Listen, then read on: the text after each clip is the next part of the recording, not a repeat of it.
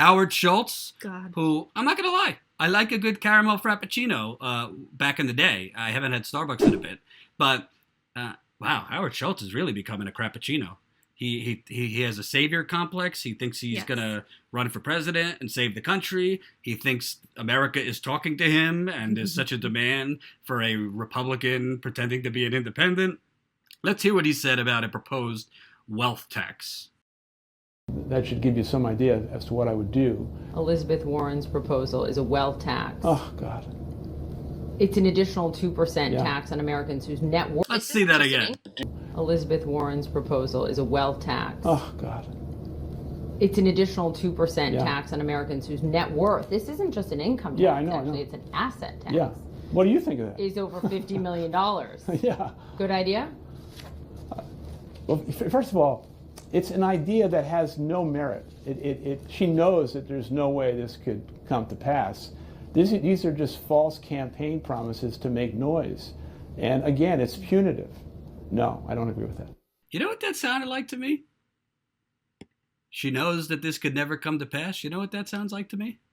You remember when Hillary Clinton said, Medicare for all will never, ever, ever come to pass? Do you remember that? Mm-hmm. It sounds like a calmer version of Hillary Clinton screaming, Medicare for all will never come to pass. Let me tell you something. That response from him, where he just said, ugh. Right. That tells you everything. That could be the national anthem for the billionaires. Yeah. That response, that will go down in infamy like Howard Dean's like, you know, like, at least we're seeing the oligarchy just straight from their faith, the greed, the entitlement, the arrogance, the tone deafness just foaming out of their mouths. And of course, you know, you have established candidates, actual candidates who have announced. Elizabeth Warren, Tulsi Gabbard. Oh my God, could they get a quarter of the coverage? A quarter of the coverage that CNN have gotten? CNN has given to Howard Schultz in the last 2 days? CNN and the corporate media overall have been screaming and loving Howard Schultz for the last 2 days. It's pathetic. He's on CBS. He's on CNN. He's on Morning Joe. Let's see what he had to say on Morning Joe this morning. Rapid fire, I have 3 questions, just random. What qualifies you to be president of the United States? What qualifies me to be president of the United States is my life experience. People are going to think it's my Starbucks experience. It's what I've learned along the way. It's sharing success. It's recognizing that every business decision is not an economic one. And it's an understanding, a real understanding, that somebody has to restore the promise of America. And what qualifies me is that I will be a leader of the country, of all American people, that people will trust and admire because I will understand. I have walked in their shoes. I'm on both sides of the equation. I'm somebody who is successful. I'm somebody who came from the projects, and I understand the American people. Who is the best Republican president in the past 50 years? Best Dem. I have great respect for Ronald Reagan. Just came from the Ronald Reagan Library. The thing that I took away from Ronald Reagan, aside from all of the wonderful things he did, that really struck me, especially compared to the current person who is despicable in the Oval Office, Ronald Reagan never took his jacket off in the Oval Office in 8 years. Why? Because of his respect and the dignity of the office. That needs to be restored. How much, Democrat, FDR. How much does an 18-ounce box of Cheerios cost? An 18-ounce box of Cheerios? I don't See, need. now here's the deal. I don't need Cheerios. Here's the deal. You ask us. Yeah. You know, like budgets for the VA. We're going to ask you questions about Ask me anything you Cheerios. want. I don't need Cheerios. I'm sorry. Okay. It's $4. Is it $4? Yeah. That's a lot. Yeah. It's Wow. Yeah. Okay. Good thing I only eat. But can I ask you a question? Do the four of you think that there should be a government takeover of the healthcare system? Well, so listen. Okay, good. I'm glad you asked the question, so I can ask you the question back. Yeah. Because, and I was talking Elizabeth Boo Miller earlier this morning. Everybody always makes a mistake that Kamala Harris made, which is, you know, you go out, you talk about how you're going to save health care. If it fits on a bumper sticker, you're going to have a long, rocky ride. Oh, God. A government takeover of the health insurance industry. You know, I don't know if this guy researched FDR. You're right, because he He mentioned FDR as the best Democratic president. But it's way too long ago. It was wrong. Right, but FDR instituted a government takeover of quite a few things. You got Social Security, you got Medicare, the VA, a lot of other New Deal programs were kind of like a government takeover. And the other thing that really, let's just boil it down. What makes this man qualified? He came up with a formula to charge a lot of money to add like nice foam on top of burnt coffee.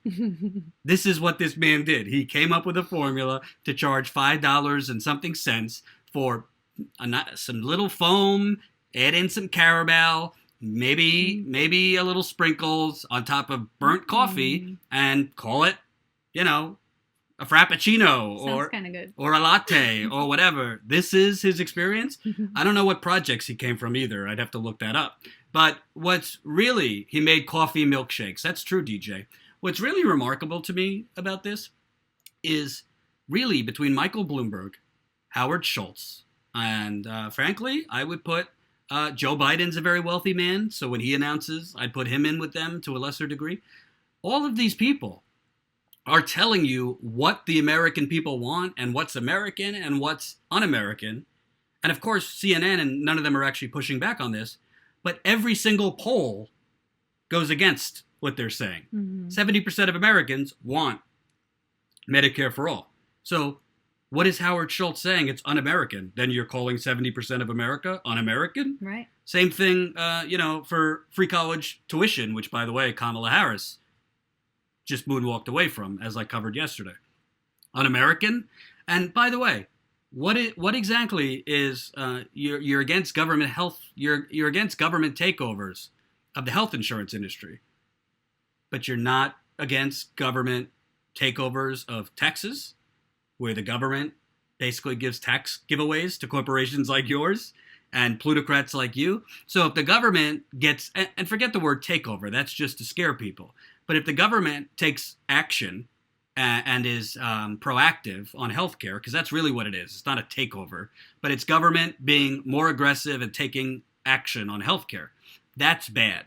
But if the government takes action to give tax breaks, to give deregulation to Starbucks and other places, well, that's just helping, the economy, and that's just part of America. So this guy is railing about the debt, right? So his other idol, Saint Holy Ronald Reagan, who's apparently the main problem with this country is that Trump's taking his jacket off. Trump's taking his jacket off in the Oval Office. Okay, that's the main problem. But what's interesting is Reagan tripled the debt. He tripled the debt. But Reagan is his idol on the Republican side, and FDR, who instituted government takeovers of a lot of things, that's his idol. So basically, he doesn't know what he's talking about. He has a grandiose kind of delusions of grandeur, just like Michael Bloomberg. When you get that rich, you are totally out of touch with what average people are dealing with. I wouldn't have asked him how much. I wouldn't have asked him what's the price of Cheerios. I would have asked him, hey, have you ever had to choose between medicine or groceries this month? Have you ever had to choose between paying for your electric or getting groceries this month? What economic policy do you have to stem the income inequality? What's he going to say? Tax cuts? We've heard this all before. And what's more telling to me is not what Howard Schultz is saying.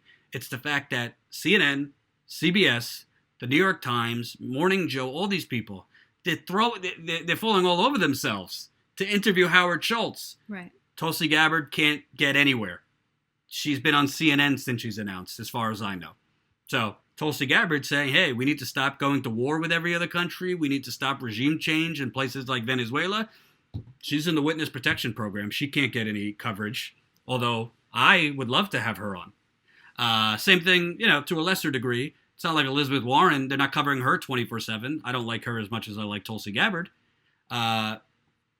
So if you're for centrist ideas, if you're for keeping the status quo, they'll give you your own wing in NBC. They'll give you your own suite to sleep in so you can keep coming on with them. So very, very disappointing.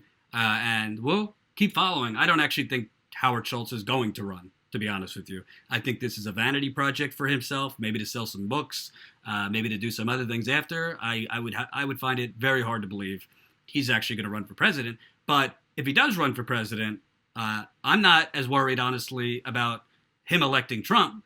I'm more worried about Howard Schultz running as an independent. Let's say if Bernie wins the nomination as a Democrat, and you got Howard Schultz running as an independent, I think that would hurt Bernie Sanders more than it would hurt Donald Trump. Absolutely. It would. So that is problematic. I think any of these independents would hurt the Democrat more. Yeah, absolutely. So we'll see. We shall see.